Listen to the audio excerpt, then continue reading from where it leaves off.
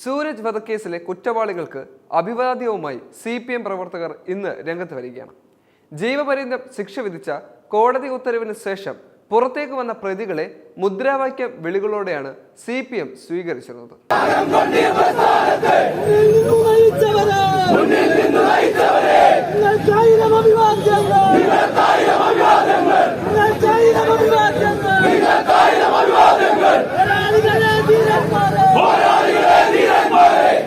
CPMന്റെ പ്രാദേശിക നേതാക്കളും പ്രധാനപ്പെട്ട നേതാക്കളും തലശ്ശേരി ഏരിയ സെക്രട്ടറി അടക്കമുള്ളവരും കോടതി പരിസരത്തുണ്ടായിരുന്നു.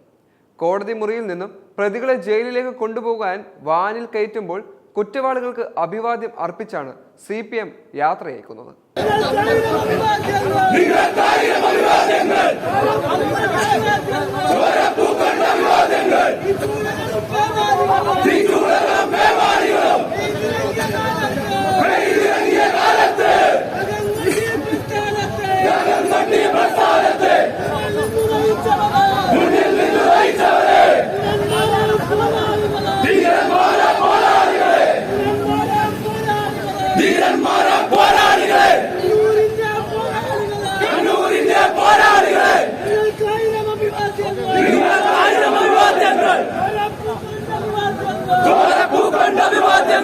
BJP പ്രവർത്തകനായിരുന്ന സൂരജിനെ വെട്ടിക്കൊലപ്പെടുത്തിയ കേസിലാണ് CPM പ്രവർത്തകരായ 8 പേർക്ക് ജീവപര്യന്തം ശിക്ഷ ലഭിക്കുന്നത്.